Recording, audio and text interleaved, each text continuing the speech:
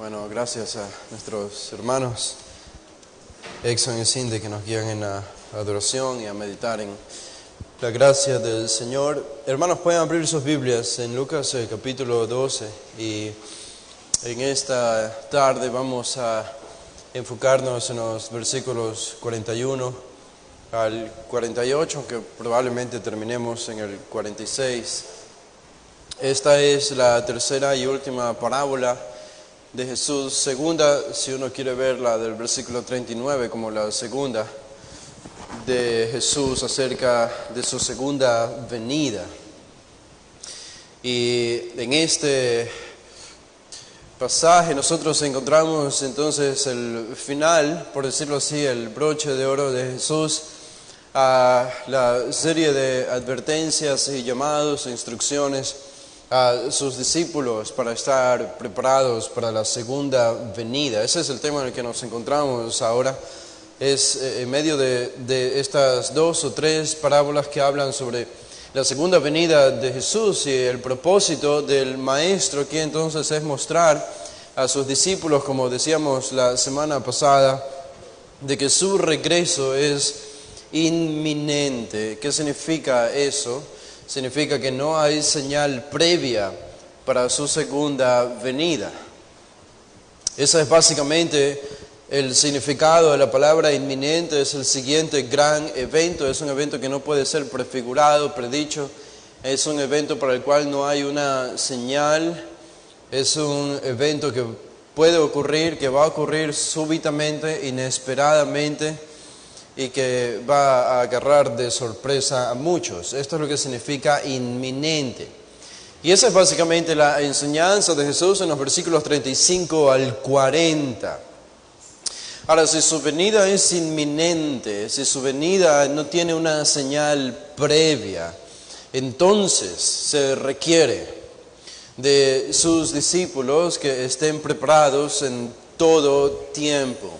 Y este es justamente el llamado de Jesús para los 12 a quienes está dirigiendo estas palabras. La inminencia de su regreso hace que nosotros como discípulos de Jesús tengamos que estar preparados todo el tiempo. Este es el énfasis de las dos parábolas anteriores. Ustedes se fijan en el versículo 35, es la razón por la que Jesús les llama a estar preparados. Dice en el versículo 35, estén ceñidos vuestros lomos y vuestras lámparas encendidas. Dos figuras diferentes, pero que ambas apuntan al mismo hecho de la preparación, de estar listos. Y entonces en el versículo 36 al 38 Jesús comienza con la primera parábola acerca de un hombre, un siervo, que aguarda que su señor, a su amo, regrese de las bodas, para que cuando llegue y llame, le abran enseguida. Esta es la idea, el hecho de que nadie podía prevenir cuándo iba a regresar el amo. La venida del amo a la casa era inminente. Es decir, él no iba a enviar una señal antes de su regreso, y eso requería que sus esclavos en la casa estén preparados todo el tiempo.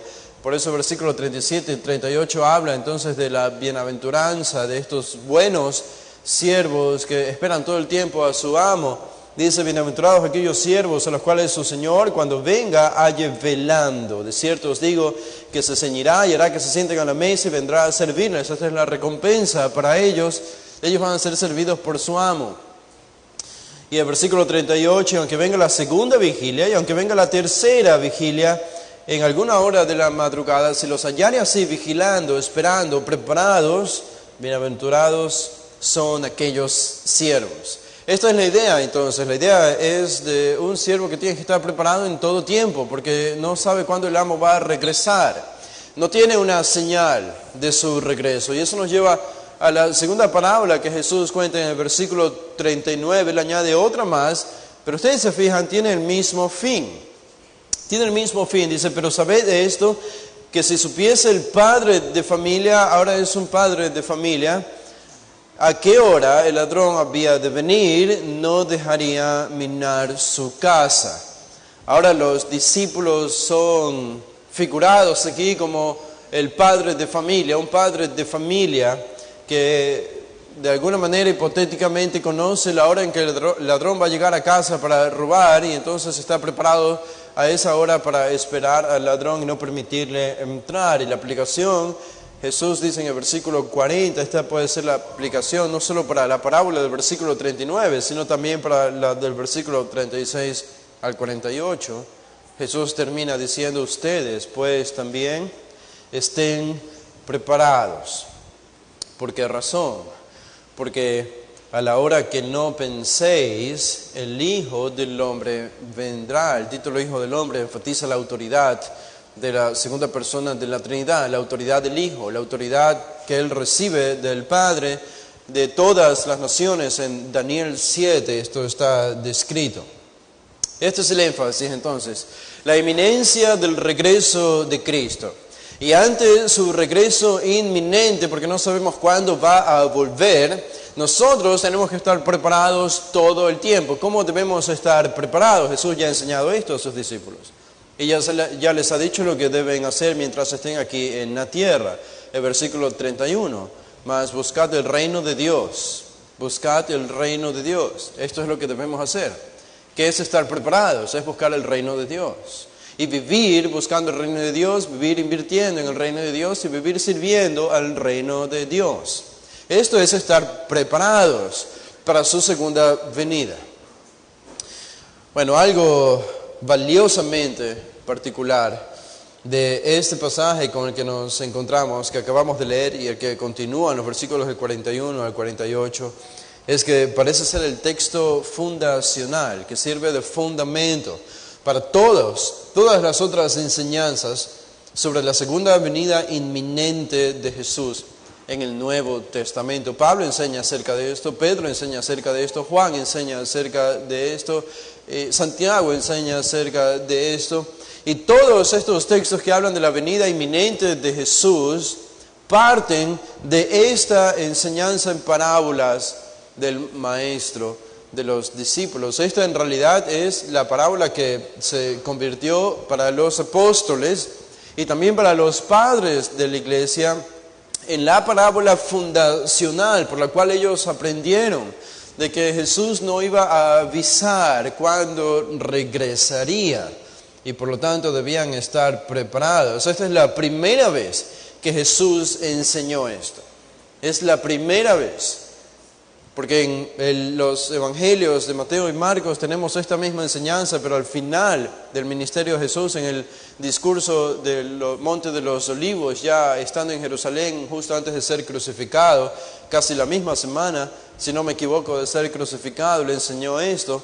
Pero acá en Lucas está todavía en su viaje, en algún lugar en Perea, antes de llegar a Jerusalén, y vemos que ya enseña esta pieza de instrucción a los discípulos acerca de su segunda venida.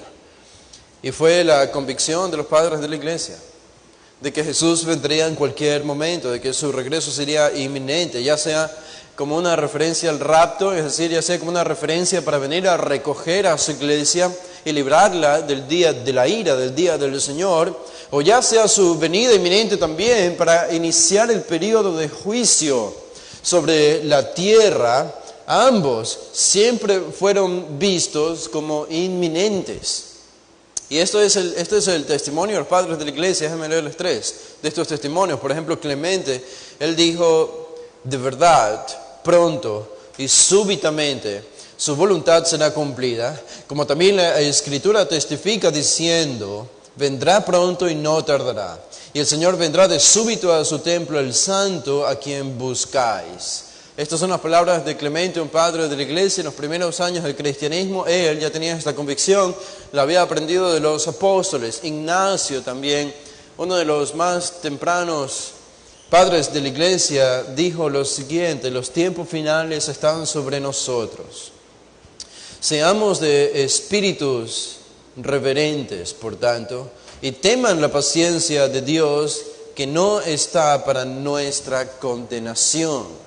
Claramente Ignacio manifiesta la esperanza del regreso inminente de Cristo, no para la destrucción de los creyentes, sino para la salvación. Y por último, Ireneo, otro de los importantes padres de la iglesia, confiesa la misma convicción. Él dice: y por tanto, Cuando al final la iglesia sea llevada al cielo de todo esto, significando el juicio, se dice, habrá tribulación, cual no la ha habido desde el principio, ni la habrá. Esta fue la convicción también entonces de Ireneo, de los padres de la iglesia. Y hay una especie de ambivalencia, podemos decir, en los padres de la iglesia, porque ellos hablaban del regreso inminente de Cristo, unos hablando acerca de su juicio y otros hablando acerca de su rapto, salvación para los creyentes, para la iglesia. Y en la venida del Hijo, esta era la convicción de ellos. La razón es porque ambos eventos van a ser iniciados por la misma venida del Señor. Cuando Cristo regrese para llevarse a su iglesia, lo que nosotros conocemos como el rapto de la iglesia, es el mismo evento que va a dar inicio al periodo de juicio sobre la tierra, lo que conocemos como los 7 años de tribulación. Y estuvimos hablando un poco de esto la semana pasada. Probablemente algunos se confundieron. Y espero que esta tarde podamos aclarar un poco si hay algunas confusiones todavía al respecto. Pero Jesús viene. Y estos son los eventos simultáneos que van a ocurrir. Y esto es lo que nosotros podemos dilucidar de lo que leemos del Evangelio de Mateo en el capítulo 24. Si van solamente por 1 minuto, 2 minutos a el Mateo, el capítulo 24, ¿se acuerdan que leímos esto la semana pasada? No voy a leer los versículos de nuevo, pero solo para que ustedes se fijen en esto importante que tenemos que recalcarlo. Y es lo siguiente. Notan ustedes en el capítulo 24, el versículo 36, dice: pero del día y la hora nadie sabe, dice Jesús, ni aun los ángeles del cielo, sino solo mi Padre, hablando de su segunda venida. Nadie sabe. Esa palabra, esa frase, nadie sabe, nos está comunicando el hecho de que su regreso es inminente. Nadie puede predecirlo. El versículo 37 dice: mas, como en los días de Noé, así será la venida del Hijo del Hombre.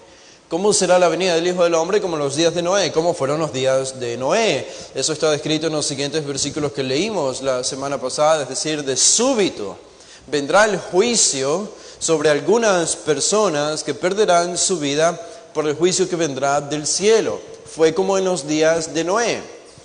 A ellos se les anunció que iba a venir un diluvio, pero ellos no creyeron, ellos no sabían cuándo sucedería. Y cuando vino, ellos no lo esperaban, era muy tarde y todos perecieron. Y Jesús dice: así será la segunda venida del Hijo del Hombre. No la van a esperar. El juicio se va a desatar sobre la tierra cuando la gente menos lo espere. Todo esto entonces enfatiza, notan, estamos hablando de juicio, pero aún el juicio va a ser inminente, es decir, no hay señales previas. No hay señales previas para que podamos calcular con exactitud cuándo va a comenzar el juicio de los 7 años de tribulación y cuándo va a venir Cristo por su iglesia. No podemos hacerlo en este caso del juicio. Noten en el versículo 42 dice: velad pues, porque no sabéis a qué hora ha de venir vuestro Señor. De nuevo, este es el énfasis. No saben, nadie sabe, ni los ángeles. En Marcos él dice: ni el Hijo. Nadie sabe cuándo vendrá vuestro Señor. Dice el versículo 44: por tanto, también vosotros estad preparados, porque el Hijo del Hombre vendrá a la hora que no pensáis. Y en el capítulo 25, el versículo 13, de nuevo, después de enseñarles la parábola de las vírgenes, dice al final, el versículo 13, velad pues, porque no sabéis el día ni la hora en que el Hijo del Hombre ha de venir. Todo esto entonces habla de juicio. Podemos ir a Marcos y leer el mismo énfasis. En Lucas lo hemos leído, incluso podemos leer otros pasajes de Lucas que tienen el mismo énfasis. Nadie sabe, ustedes no saben, nadie sabe. Sin embargo, esto es lo que debemos entender. Es diferente esto. Es diferente a lo que nosotros encontramos En el capítulo 24 de Mateo, en los versículos 4 al 14, podríamos avanzar más incluso, pero por simplicidad hasta el versículo 14, podríamos decir hasta el versículo 28 en realidad, es diferente. ¿Por qué es diferente? Porque si ustedes se acuerdan lo que dice Mateo en el capítulo 24, en todos estos versículos del 4 al 14 o al 28, vemos que aquí hay señales. Todas son señales. Jesús responde a la pregunta de los discípulos. O Jesús enseña a sus discípulos acerca del fin. Pero Él dice, habrá falsos cristos, habrá guerras, habrá nación que se levante contra nación, habrá hambre, habrá pestes, habrá terremotos, habrá persecución, habrá martirio, apostasía, falsos profetas, el incremento de la maldad, habrá la abominación desoladora en referencia al anticristo, todo esto que son señales, Ahora, piensen, si son señales, eso significa que en este texto Jesús no está hablando de un regreso inminente. Porque un regreso inminente no tiene señales. Si hay señales, ya no es inminente, porque las señales nos avisan que Él va a venir. Y es justamente lo que enseña Jesús más adelante en este capítulo 24 de Mateo, hasta el versículo 28. Casi al final termina diciendo, entonces verán la señal del Hijo del Hombre descendiendo del cielo.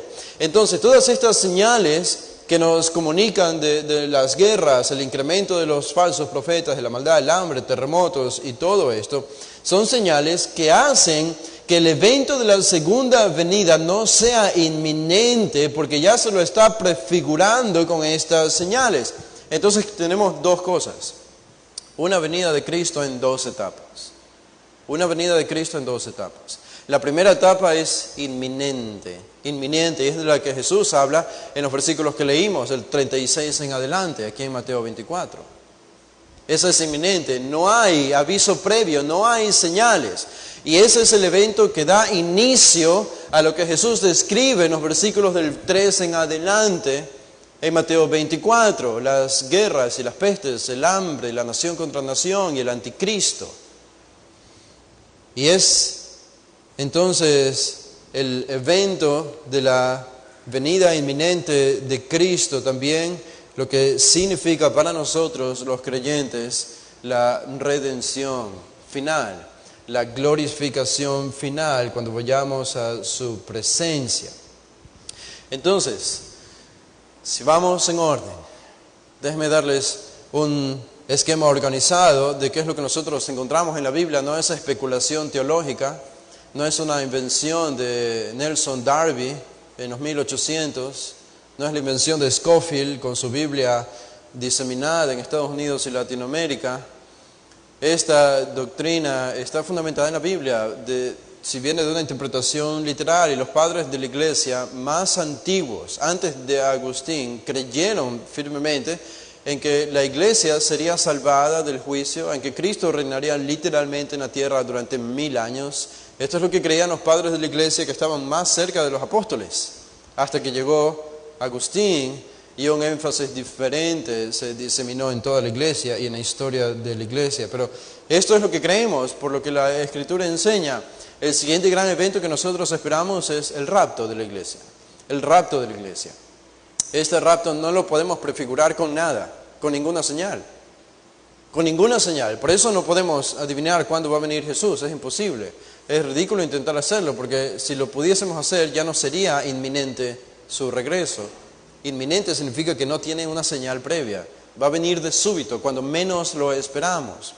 Este mismo evento del rapto de la iglesia es lo que va a dar inicio a los 7 años de tribulación. A los 7 años de juicio sobre la tierra. La iglesia ya no está aquí y solamente estarán los que no han sido parte de la iglesia. Aún habrá personas que tendrán la oportunidad de salvarse durante estos 7 años, porque se predicará el evangelio. Dios obrará de nuevo por medio de la nación de Israel. Y cuando estos 7 años de tribulación terminen, entonces Cristo va a descender, como dice en Mateo 24, desde el cielo. Después de todas las señales que se encuentran allí, Él desciende del cielo. Esto es Apocalipsis 19, y desciende junto a nosotros que hemos estado con Él en el cielo. Para algunos es difícil entender esto, pero para Dios nada es imposible. Vamos a descender con Dios, con Cristo desde el cielo. Cristo va a vencer al anticristo y a todo su ejército en la gran batalla final. Y eso va a dar inicio al estado del milenio, el reino milenario aquí en la tierra, donde vamos a reinar con Cristo aquí en la tierra durante 1000 años. ¿Quiénes? Nosotros, la iglesia, todos los creyentes del Antiguo Testamento y todos los que hayan sido salvados durante los 7 años de la tribulación. El mundo no va a terminar cuando Cristo regrese desde el cielo. Aún no. Vamos a entrar al reino milenario, las naciones van a seguir existiendo y las naciones van a entrar en el reino milenario. Y estas naciones, algunas van a obedecer, otras van a desobedecer, no todos van a ser salvos. Los hijos de los que entremos al reino milenario, de los que entren al reino milenario, probablemente no todos van a ser salvos y al final de los 1000 años se van a rebelar con Satanás desatado una vez más. Una última vez se rebelan contra Dios y contra Cristo en Jerusalén.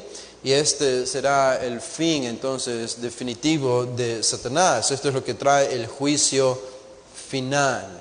Y después del juicio final, el estado eterno. Es necesario que Cristo entonces regrese para rescatar a su iglesia. Y es necesario que Él regrese para reinar sobre la tierra. Las profecías del Antiguo Testamento demandan que donde el reino del hombre fracasó, el Cristo, el segundo Adán, tenga la victoria. El primer Adán, que somos nosotros, fracasamos en sojuzgar la tierra. Fracasamos en este intento por nuestro pecado. Pero Cristo tiene que subyugar la tierra. Y Cristo tiene que tomar la posesión de las naciones. Y esto es lo que va a hacer durante el reino milenario. Las va a gobernar. No es especulación, como decía. Esto es lo que la Biblia enseña de una interpretación literal. Entonces, a la luz de todo esto, ¿dónde estamos? En Lucas 2, en todo este programa escatológico, el tiempo del fin que Dios ha determinado. ¿Dónde estamos en Lucas 12? Bueno, en Lucas 12 estamos al inicio de todo esto. Al inicio de todo esto. Jesús en Lucas 12 no está hablando del reino milenario, no está hablando del estado eterno, no está hablando de los 7 años de tribulación. Está hablando de lo que va a ocurrir previo a esto y lo que va a dar inicio a estos 7 años. Es acerca de la venida inminente del Señor, no con señales, sino sin señales. El evento que trae el rapto y el periodo de juicio que nadie puede predecir cuándo sucederá. Por tanto, Jesús dice a sus discípulos en el versículo 40, estén preparados, porque a la hora que no penséis, el Hijo del Hombre vendrá. Y algunos de ustedes todavía están confundidos, yo sé. Y Pedro también, en el versículo 41, Pedro dice, entonces, cuando Pedro escuchó esto, le dijo a Jesús, Señor, ¿dices esta parábola a nosotros o también a todos? Esta es la pregunta de Pedro. ¿Es una parábola para nosotros o también para todos? ¿De quién estás hablando, Señor Jesús? Y Pedro sabía que no hay preguntas tontas, sino tontos que no preguntan, como me enseñaron en el colegio. Y él está de alguna manera representando a todos los discípulos, porque todos habrían tenido esta misma pregunta. Uno se hace esta pregunta cuando lee estas parábolas de Jesús y la admonición final del versículo 40, hay algo de confusión. Y tenemos que reconocer esto. Hay algo de confusión en el sentido de por qué Jesús advertiría a sus discípulos acerca de su regreso y que estén preparados. ¿Acaso eso significa que si ellos no estaban preparados de alguna manera se perderían de este gran evento? De la segunda venida de Cristo, del rapto. Probablemente Pedro está pensando en esto, pero Pensemos un poco en la pregunta de más de cerca. ¿Cuál era la confusión de Pedro? Diferentes autores piensan diferente acerca de esto. Leí por lo menos como 7, 8 autores diferentes y casi los 8 tienen una posición distinta acerca de por qué Pedro hace esta pregunta, qué es lo que ocasionó la confusión en la mente de Pedro, y yo les voy a ahorrar el martirio de escuchar todas estas posturas, pero la más absurda que encontré es que esta pregunta nunca fue hecha, que Lucas se la inventó. A algunos se les hace tan difícil entender por qué Pedro hizo esta pregunta que simplemente solucionan el problema diciendo que nunca existió y Lucas simplemente la inventó. Bueno, eso es ridículo. Algo es seguro también, Pedro no estaba meramente confundido por un problema de comunicación, en el sentido de si Jesús estaba hablándoles a ellos, a los discípulos, o si estaba hablando a la multitud.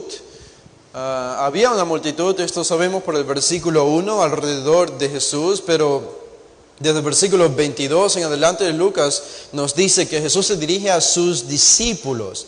Y esto debió haber sido obvio para los discípulos. Cuando Jesús les hablaba a ellos por el contacto visual, por la especie o la naturaleza de las admoniciones que él hacía, la intimidad entre ellos, debió haber sido muy notorio que Jesús estaba dirigiéndose a los discípulos. Así que esa no es la confusión de Pedro.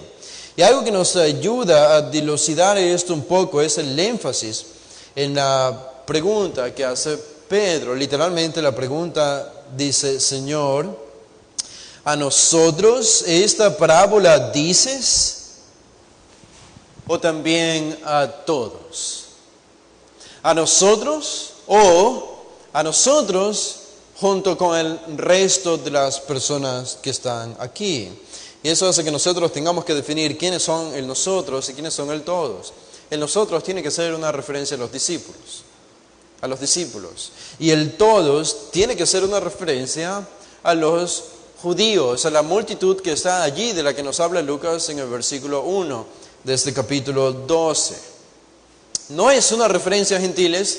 Pedro no está pensando en los gentiles, Pedro no está pensando en nosotros, Pedro está pensando en los judíos, en los discípulos y en las multitudes que estaban allí. Y esto va a ser clave para entender la parábola que Jesús enseña del siervo fiel y el siervo infiel, porque aquí tenemos dos grupos de personas. Y eso es lo mismo que vamos a encontrar en esta parábola que Jesús enseña, respondiendo a la pregunta de Pedro. Solamente hay dos tipos de siervos, dos tipos de esclavos o de mayordomos: el que es fiel y el que es infiel. No hay más. Y déjenme proveerles dos alternativas, las que yo pienso son las mejores de por qué Pedro hizo esta pregunta. Por lo que podemos ver en los versículos 39 al 40, puede ser que la expectativa mesiánica de salvación que tenía Pedro era para todo Israel. Él conocía las profecías del Antiguo Testamento y él sabía el Salmo 2, y podemos leer muchas profecías de que Dios iba a rescatar a Israel y le iba a devolver su gloria a Israel, no solo a algunos judíos, sino a todos los judíos, a todos los israelitas. Y sabiendo esto, teniendo esta expectativa, Pedro en su mente, como cualquier judío, él se estaba preguntando si quizá por lo que Jesús está diciendo aquí, habría algunos judíos que no alcanzarían la gloria y la salvación futura de Israel por medio del Mesías, porque Jesús está aparentemente dando a entender de que algunos no van a estar preparados. Y entonces Pedro dice: yo pensaba que todo Israel iba a ser salvo. Eso es lo que enseña el Antiguo Testamento. Yo pensé que toda la nación de Israel iba a ser puesta como cabeza de las naciones. Pero aquí Jesús aparentemente está diciendo que si un judío no está preparado, entonces va a perderse de su segunda venida. Y entonces hace la pregunta a Jesús: Señor, ¿dices esta parábola a nosotros o también a todos? Yo pensé que era a todos.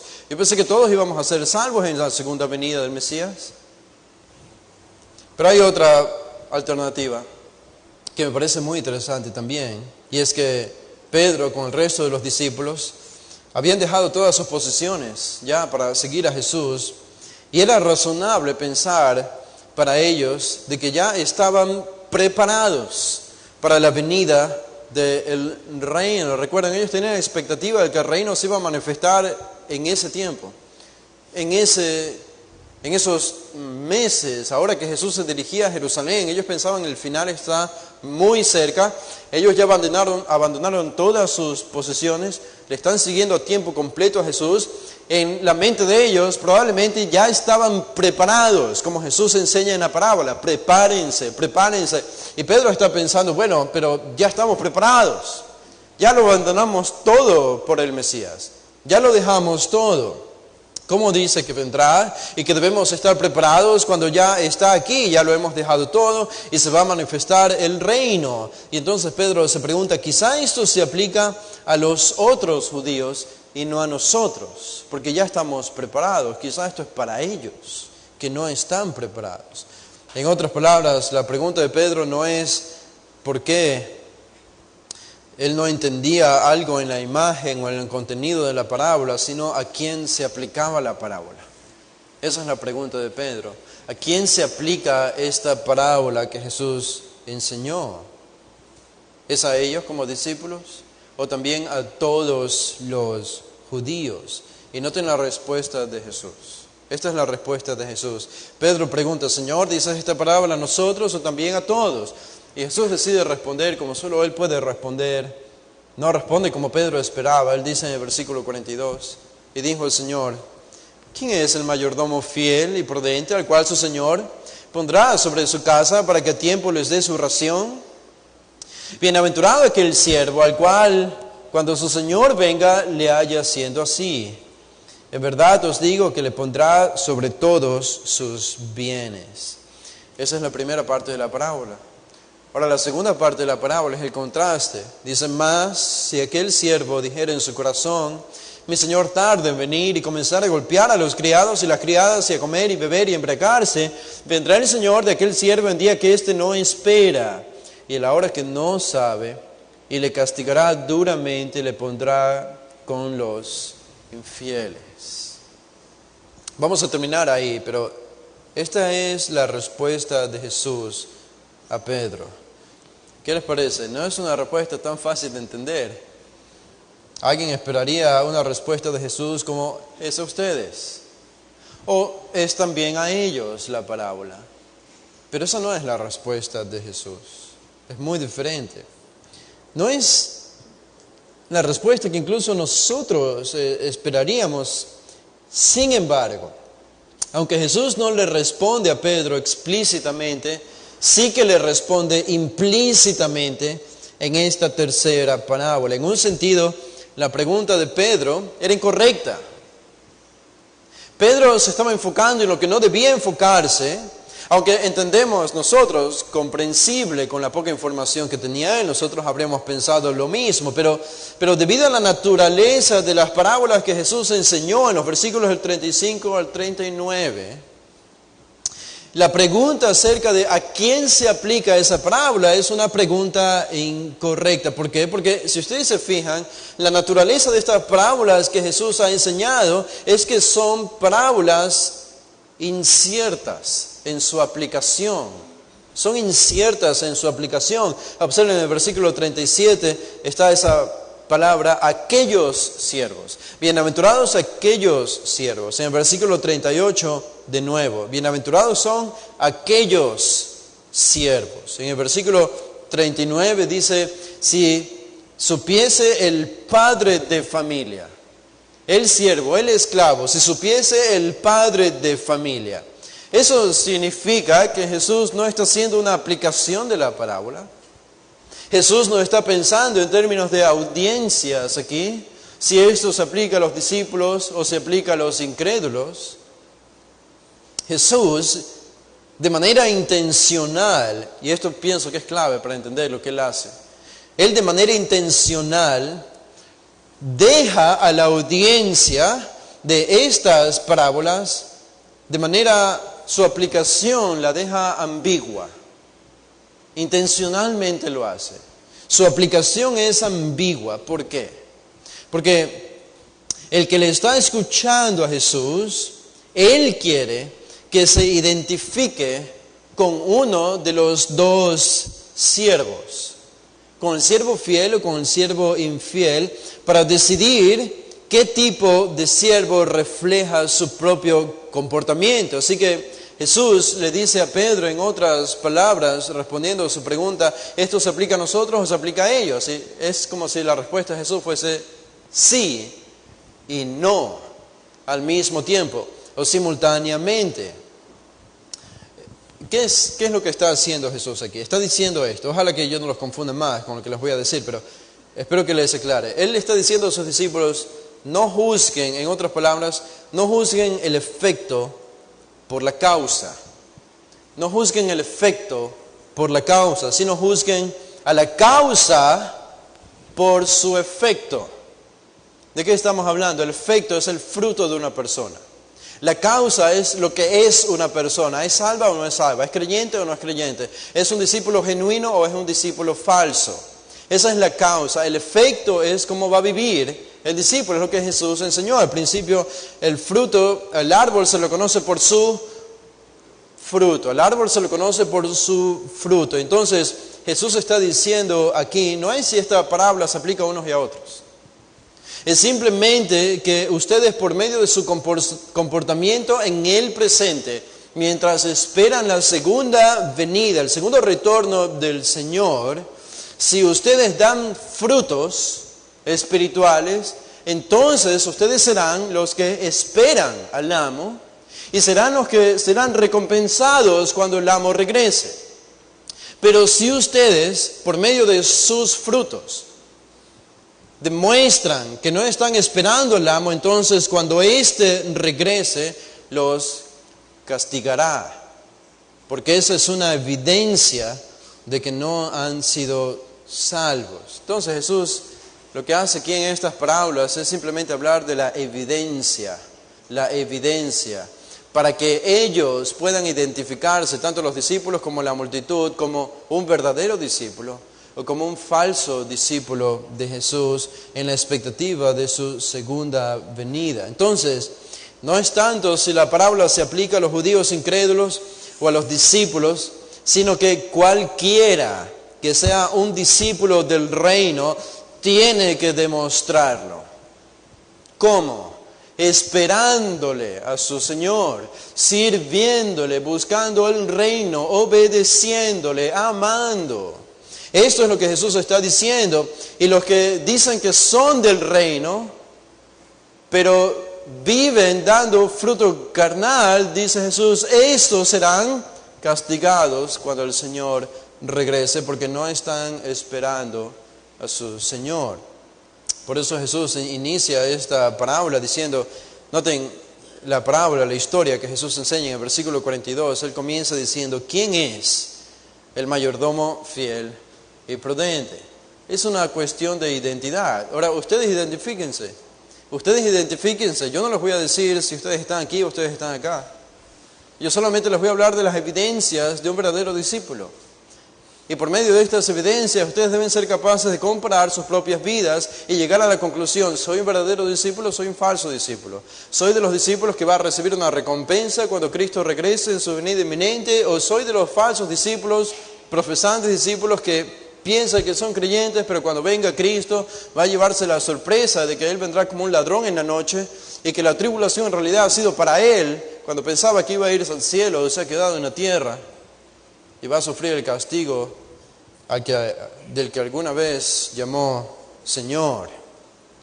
Esto es lo que dice Jesús aquí. Y noten, observen esta parábola, porque es una parábola interesante. Voy a tratar de cubrirla lo más rápido que pueda para terminar y no alargarnos, pero en esta parábola Jesús introduce la historia entonces de un mayordomo,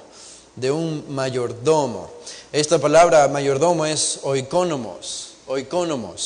Es un administrador de un hogar o de algún estado, muy bien traducido como mayordomo. Un mayordomo podía estar a cargo de diferentes cosas en la casa. Era un esclavo, pero era un esclavo que se había ganado la confianza de su amo, del señor de la casa, y entonces el señor de la casa le ponía sobre responsabilidades importantes. Y este oikonomos, en el contexto del mundo griego, el mundo romano, tenía un sinfín de responsabilidades, pero particularmente en esta parábola, por lo que encontramos en el versículo 42, su responsabilidad o parte de ella era dar de comer las raciones de trigo a los demás esclavos. Así que de alguna manera este mayordomo, que era un esclavo, estaba por encima o tenía autoridad sobre otros esclavos dentro de la misma casa. Y es más o menos el tipo de José con Potifar en el Antiguo Testamento, ¿se acuerdan? José era el mayordomo de Potifar y administraba todo en su hogar. Esto es lo que hacía un mayordomo. El escenario entonces donde esto se lleva a cabo era justamente el de un hogar romano, palestino, con un gran terreno, un gran número de personas viviendo allí, un número de siervos y esclavos viviendo allí. La implicación es que el amo no está, se ha ido por alguna razón que Jesús no incluye en esta parábola, y entonces el mayordomo tiene la responsabilidad de llevar a cabo la voluntad de su Señor. En este caso es dar de comer a los demás esclavos. Abraham tenía a su Eliezer, ¿se acuerdan? En el Antiguo Testamento, Eliezer era una especie de mayordomo también para Abraham. En el capítulo 20 de Mateo encontramos una descripción interesante acerca de los mayordomos, es un contexto parecido. Y en el capítulo 20 yo les leo, dice el versículo 8, cuando llegó la noche, el señor de la viña dijo a su mayordomo: llama a los obreros y págales el jornal, comenzando desde los postreros hasta los primeros. Notan, esta era la labor también de un mayordomo, pagar el salario a las personas que trabajaban bajo la influencia, bajo la autoridad del amo de la casa. Ellos tenían muchas responsabilidades y todo esto iba a depender del amo, en qué quería ponerle allí en su casa. Así que tenemos la historia de un mayordomo. A eso nos introduce Jesús en el versículo 42. ¿Qué más tenemos aquí? Jesús ahora nos va a dar la identidad. ¿Cuál es la identidad? ¿Cómo se identifica este mayordomo? Jesús nos dice que este es un mayordomo fiel y prudente. Un mayordomo fiel y prudente. Estas dos palabras, fiel es pistos y prudente frónimos. Pistos es la palabra fiel o confiable, que se usa de manera extensa en todo el Nuevo Testamento. Incluso se la usa como un sinónimo de creyentes. ¿Ustedes han visto la palabra creyentes en las cartas del Nuevo Testamento? Creyentes, esa palabra. Bueno, esa palabra es esta misma de aquí, fiel, que aquí se traduce como fiel. Ahora, ustedes deben entender por qué un mayordomo necesitaba este requisito para ser un mayordomo. Porque si él iba a manejar el dinero y la comida de su amo en casa cuando el amo no estaba, este hombre necesitaba ser un hombre confiable. Es más o menos en la iglesia, como cuando alguien aquí en la iglesia se pone a contar el dinero de las ofrendas, nosotros pensamos, bueno, tiene que ser una persona confiable, que no tenga el problema del amor al dinero para contar el dinero de las ofrendas. Debemos ser capaces de confiar en esa persona y eso es lo que hacemos en la iglesia. Eso era un mayordomo en la casa de un amo, tenía que ser confiable. Por eso Jesús dice, este es un mayordomo fiel, este es un mayordomo confiable. Pero él añade otra palabra, es frónimos, que se traduce como prudente. También debía ser prudente. ¿Qué significa prudente esta palabra frónimos? Bueno, es una palabra que está relacionada con sabiduría, pero sabiduría puesta a la práctica. Es alguien, en efecto, prudente. Aparece muchas veces también, algunas veces, en el Nuevo Testamento. Por ejemplo, en el tiempo antiguo, Filón diferencia la palabra sabiduría de esa palabra aquí, prudente. Y él dice que la palabra prudente es como que está en el medio de la astucia y el disparate. En medio de la astucia y el disparate. Él dice que sabiduría está en relación a Dios y frónimos está en relación, o prudentes está en relación a los hombres. Entonces, de alguna manera, los autores de estos manuscritos antiguos nos ayudan a entender que la palabra prudentes tiene que ver con sabiduría, pero es una sabiduría puesta a la práctica, es el correcto comportamiento de una persona. Es ser prudente, es sabiduría puesta a la práctica, es el uso correcto del corazón, el uso correcto de la inteligencia. Esto es lo que significa frónimos o prudente. En esta historia, entonces, la fidelidad y la prudencia, ¿en qué influyen? ¿Cómo se ven de manera plasmada o práctica esta fidelidad y prudencia? Bueno, sigan leyendo el versículo 42, dice ¿Quién es el mayordomo fiel y prudente? Noten, al cual su señor pondrá sobre su casa, no dice casa, literalmente dice siervos allí, al cual su señor pondrá sobre sus siervos, noten, para que a tiempo les dé su ración. Entonces, la fidelidad y la prudencia del mayordomo se ven traducidas en esta historia en que él es fiel y prudente en repartir apropiadamente, conforme a la voluntad de su amo, la comida a cada uno de los esclavos dentro de la casa. Ellos habrían comido 3 comidas al día, igual que nosotros, y este mayordomo tenía que estar preparando todo esto, tenía que estar detrás de los cocineros, organizando todo para que la comida esté lista en el tiempo correcto, y tenía que estar supervisando que sea dividida apropiadamente para cada uno de los siervos, de acuerdo a los esclavos que había dentro de esa casa. No era una tarea fácil, él tenía que estar atento a todo, tenía que estar moviéndose de un lugar a otro, era un supervisor, era un mayordomo. Y esto es lo que hacía, y debía ser fiel y prudente. Ahora, esto entonces nos lleva a nosotros a entender un poco más lo que Jesús está diciendo aquí. Y es que a la luz de que Jesús va a partir, porque Él es el amo que ha partido, entendemos entonces que las personas que quedan en casa somos nosotros, los esclavos, el mayordomo. Los discípulos necesitaban instrucción sobre qué hacer entre tanto que su maestro se va y vuelve a su regreso. Nosotros estamos pensando en cómo se aplica esta parábola a los discípulos y pensamos cómo esta parábola se aplica a nosotros. Decimos, han pasado 2000 años desde que Jesús enseñó esta parábola a sus discípulos, indicándoles implícitamente de que Él se iba a ir y volver, pero iba a volver pronto, iba a volver de manera inminente, y ellos tenían que estar preparados. Y decimos, han pasado 2000 años y seguimos esperándole, pero este es el mismo punto que Jesús quiere señalar, que pensar en la venida futura del Señor nunca se ha vuelto en un mero ejercicio mental, sino que a lo largo de los 2000 años de historia, este mismo pensamiento de su retorno inminente ha movido masas de cristianos a llevar el Evangelio a lugares inhóspitos aquí en la tierra. Este mismo pensamiento de su regreso inminente ha despertado a cristianos dormidos y los ha puesto a trabajar para el reino. Este mismo pensamiento ha levantado a misioneros y los ha enviado a islas de caníbales para predicar el Evangelio. Este pensamiento ha hecho que pastores prediquen y preparen sus sermones como si fuese el último que fuesen a predicar en su vida terrenal.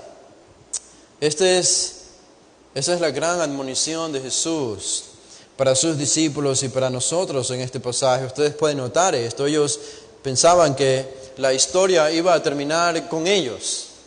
Ellos pensaban que la historia del mundo ya iba a terminar con Jesús. Ya estaba allí su Mesías y la gloria ya iba a venir. El fin del mundo estaba a días, a semanas o a meses nomás. Pero Jesús les tenía noticias y Jesús les dice, no, esto recién comienza. Esto recién comienza. Y nosotros entendemos eso porque han pasado 2000 años. Y Él les dice, esto apenas comienza y ustedes van a comenzar todo esto y van a continuarlo por toda la tierra. Por eso el siguiente capítulo Jesús les mostró cómo era el reino. Más adelante en el capítulo 13 es como una semilla de mostaza que es diminuta pero va creciendo. O como la levadura que poco a poco va contaminando toda la masa. Así es el reino de Dios.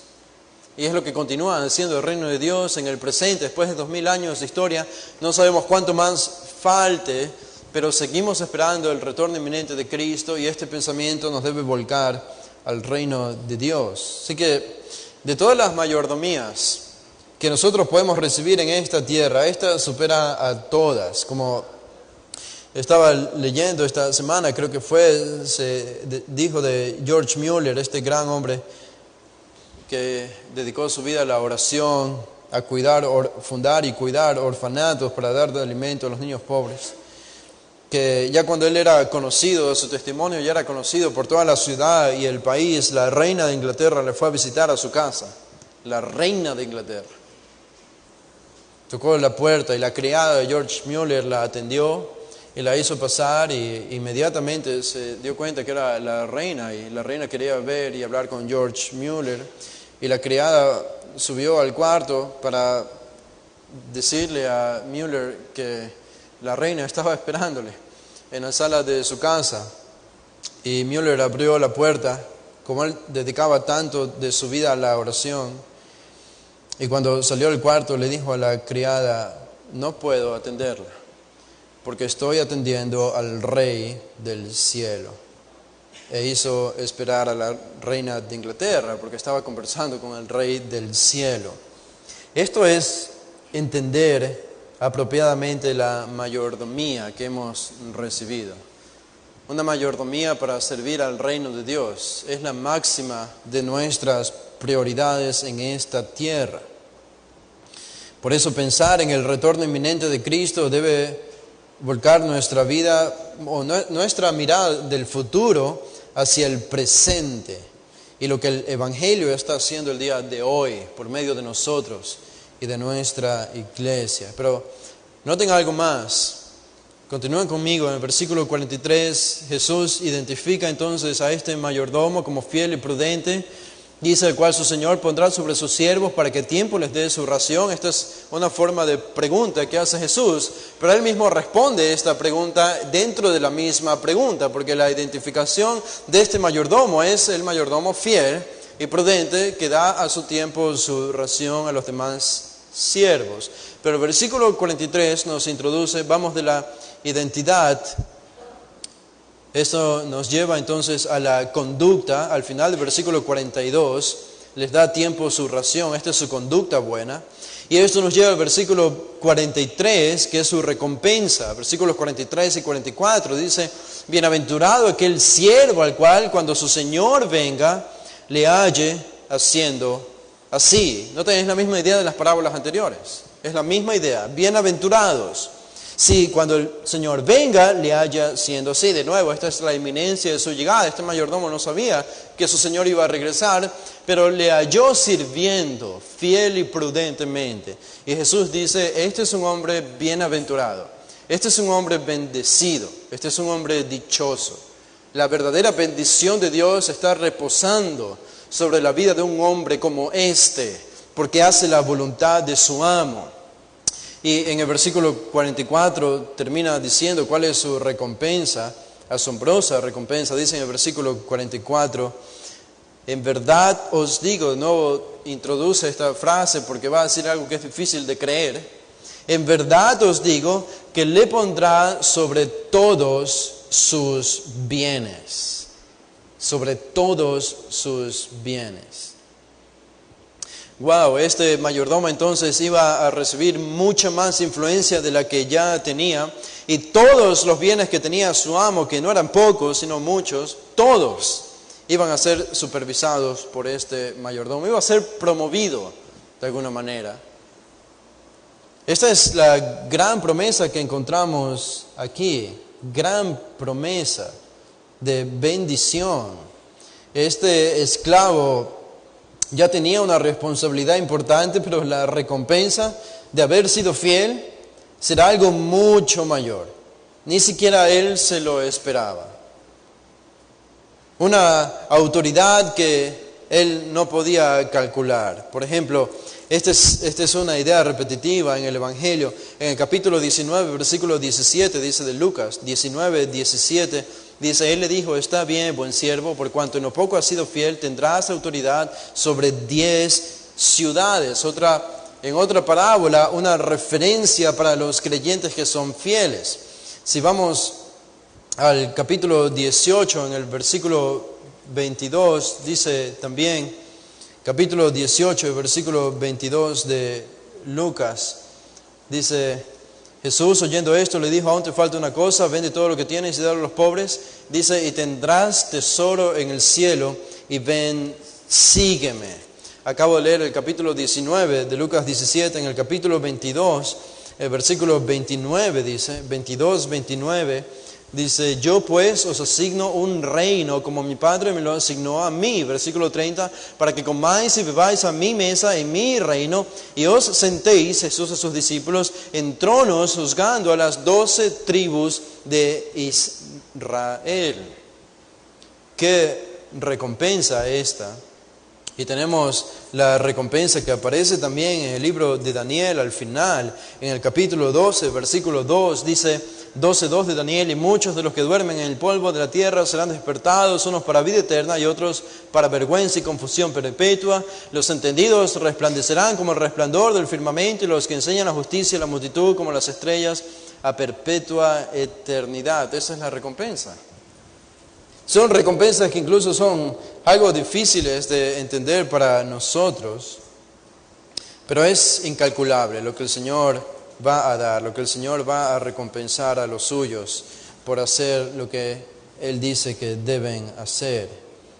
Así que aquí estamos nosotros, y eso nos lleva entonces a la segunda parte de esta parábola, que es el gran contraste. El gran contraste en el versículo 45, ahora Jesús introduce a un personaje en apariencia el mismo, pero en carácter muy diferente.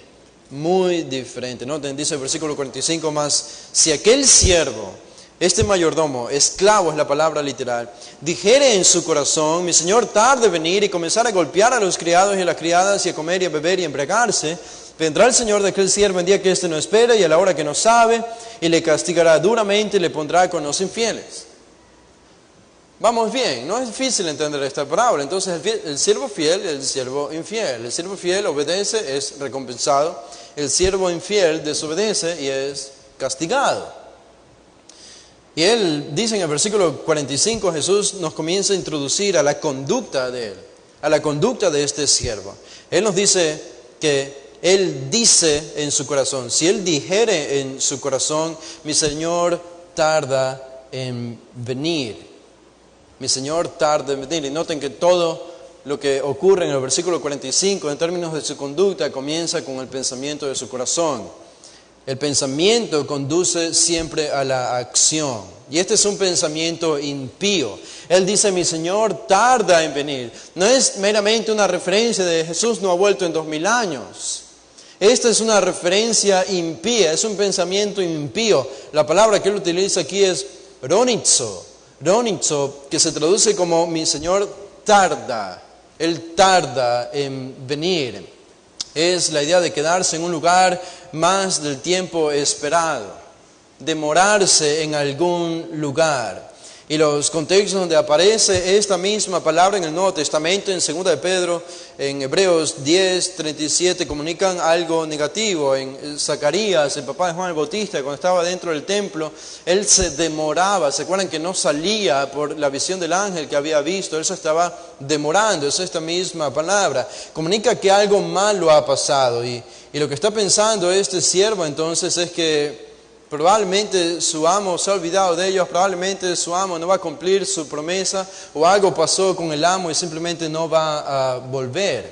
Este es el pensamiento y la actitud de los impíos. Ellos en realidad no van a querer que el Señor vuelva, porque cuando Él vuelva con juicio, habrá un momento en el que el Señor diga, y no habrá más tiempo. En Apocalipsis 10:6, no tardará más. Ya llegó el tiempo de consumar su ira y su juicio. Por tanto, el siervo infiel vio la ausencia de su Señor no como una oportunidad para servirle fiel y prudentemente, sino como una oportunidad para hacer lo malo y aprovecharse de su autoridad. Para comportarse carnalmente como si el amo nunca hubiese de regresar. Y el punto de Jesús no es la actitud del esclavo cuando el amo llegue, sino la actitud del esclavo cuando el amo no está.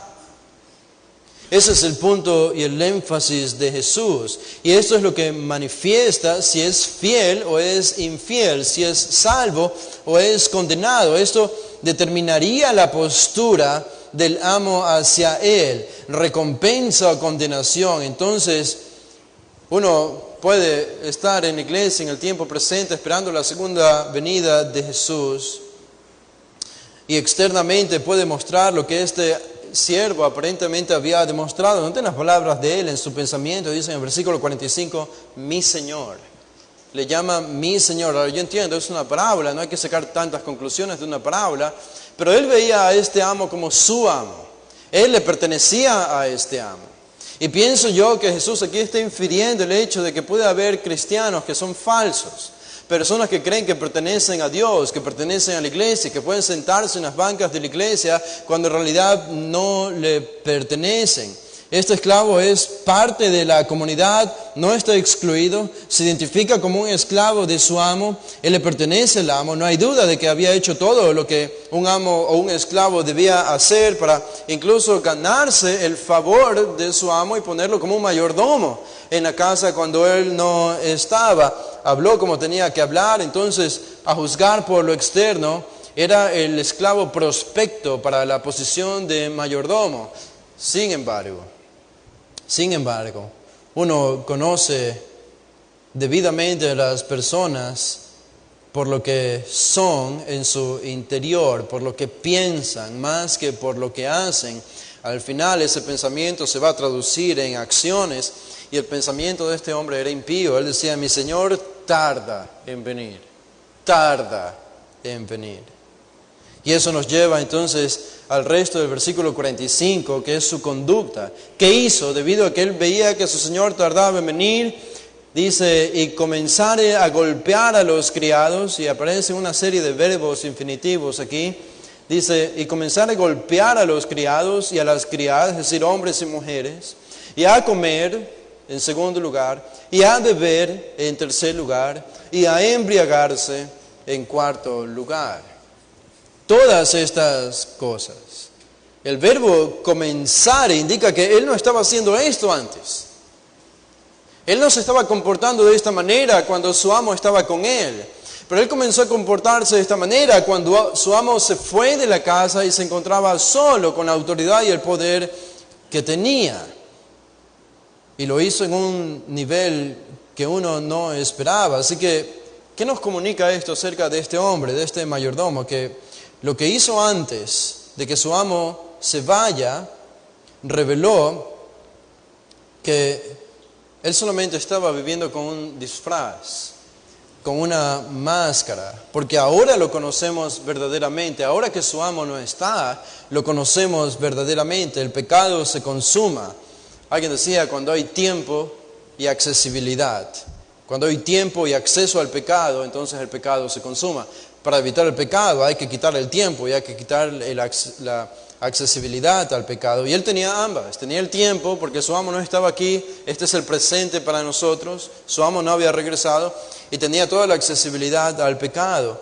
Y con la nueva influencia que había recibido mostró su verdadera naturaleza. Esta fue su verdadera naturaleza. Se comportó como un impío. Como todo un impío. Es lo que dice el versículo 45. Y eso nos lleva al versículo 46 entonces. Y en el versículo 46 encontramos cuál es su recompensa. ¿Cuál es la recompensa de este hombre? ¿Cuál es su recompensa? Dice el versículo 46. Vendrá el Señor de aquel siervo en día que éste no espera.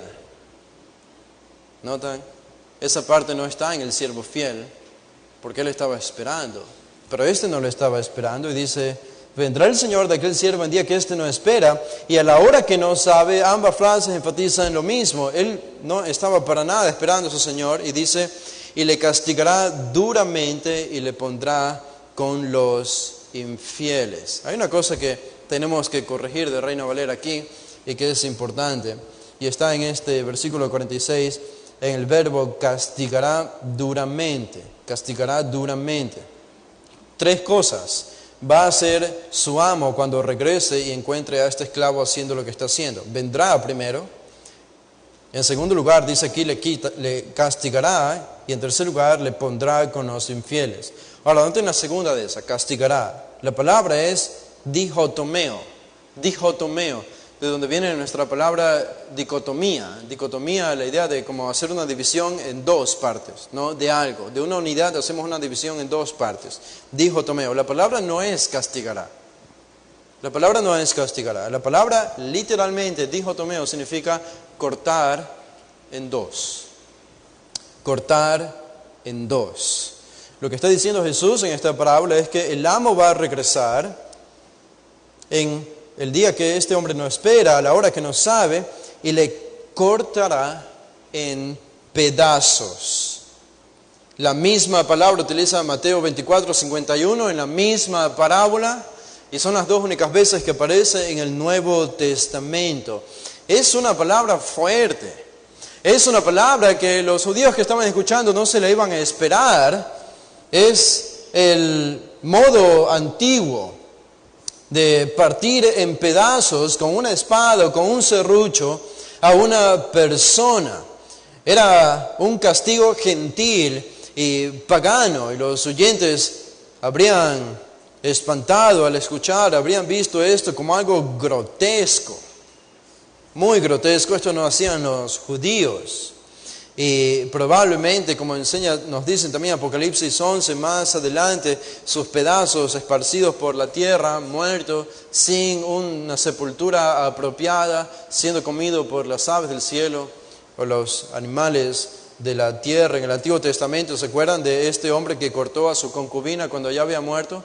La encontró muerta. En el libro de los jueces se nos muestra esto, Jueces 19:29, que ya estaba muerta, y él cortó a su concubina en 12 partes, dice el texto, cortando incluso los huesos, y las 12 partes de su concubina las envió a las 12 tribus de Israel.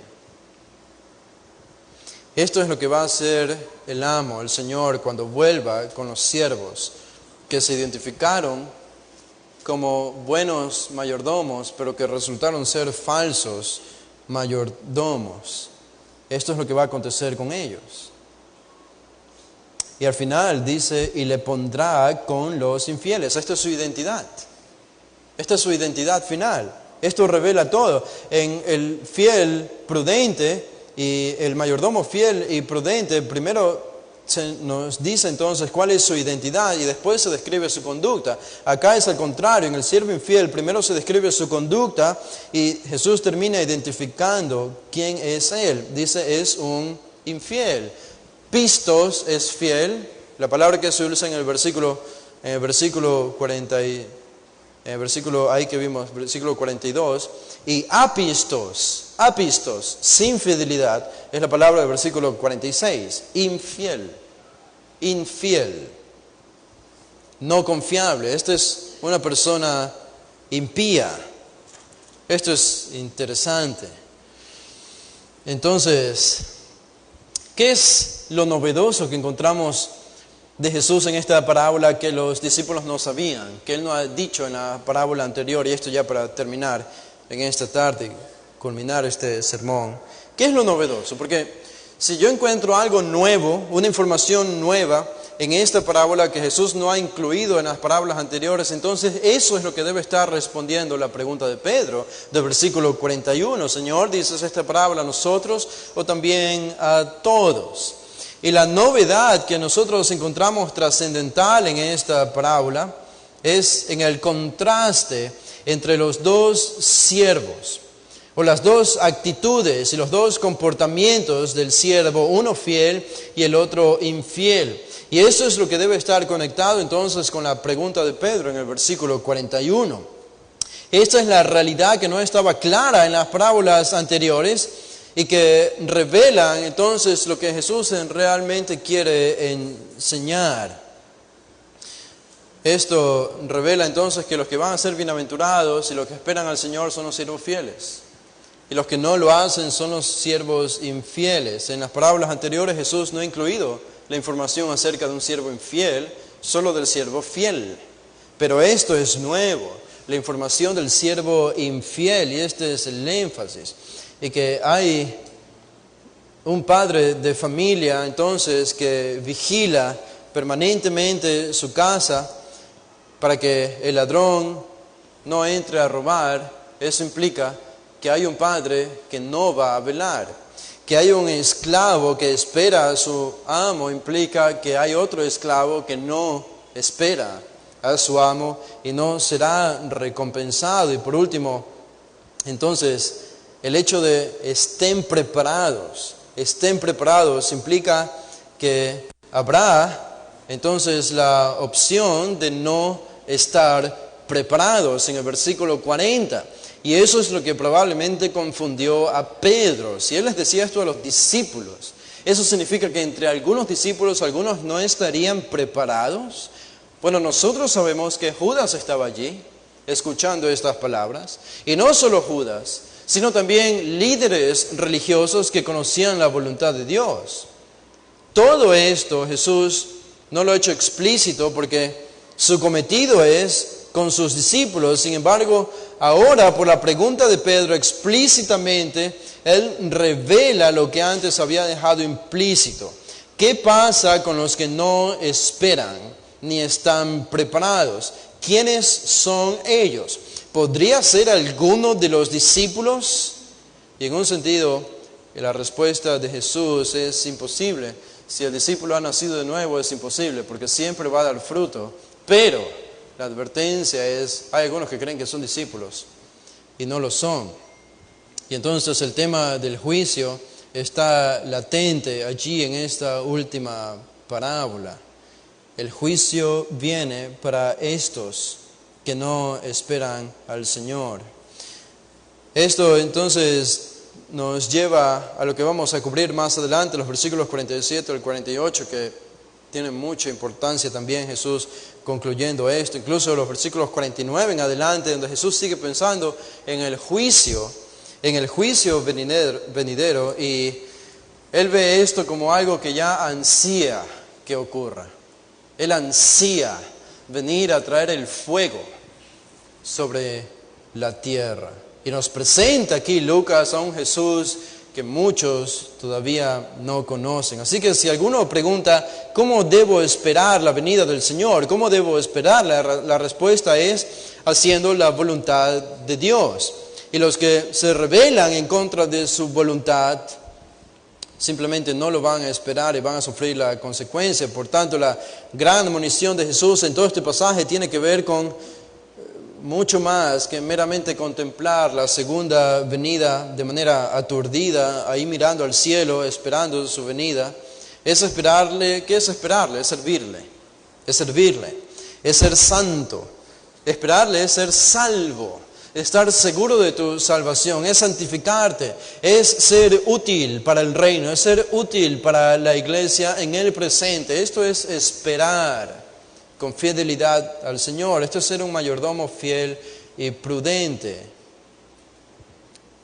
Y unas palabras de William Barclay, el antiguo predicador y comentarista, él decía al respecto que en una especie de parábola inventada acerca de Satanás y los siervos de Satanás envió un demonio a la tierra para engañar a los cristianos, y el demonio dijo, yo voy a ir y voy a engañar diciéndoles que no hay Dios.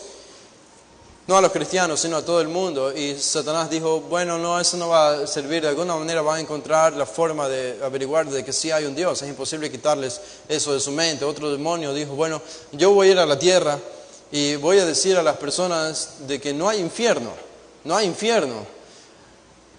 Y Satanás dijo, bueno, eso tampoco va a resultar, porque al final todos saben que sus actos merecen un castigo, ya sea en el infierno o en algún otro lugar, así que al final no va a funcionar.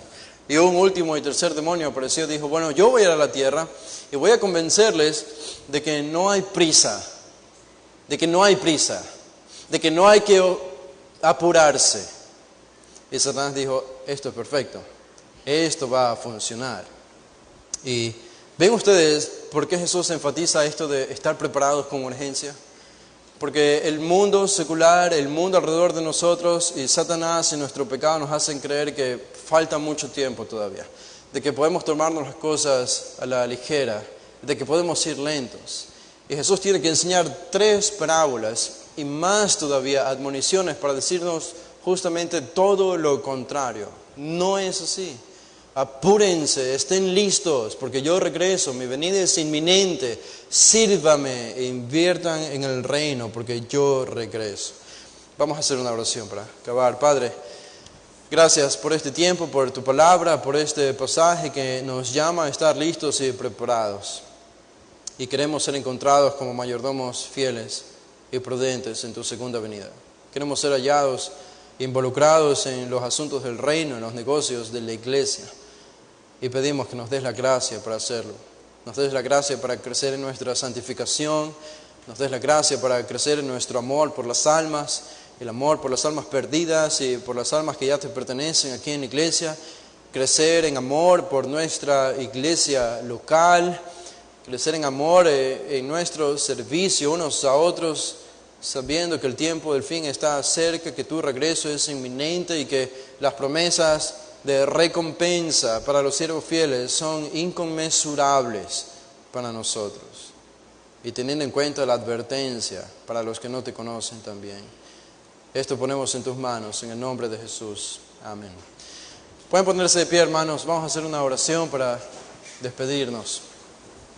Señor, gracias por este tiempo, este día lleno de tu comunión y de adoración y de tu palabra. Ahora que salimos de este lugar y iniciamos una nueva semana, llévanos, rogamos, Señor, con tu bendición, con tu guía y tu cuidado, llevando los principios de tu palabra en nuestro corazón. Guárdanos, Señor, lo pedimos, del mal, del pecado. En el nombre de Jesús. Amén.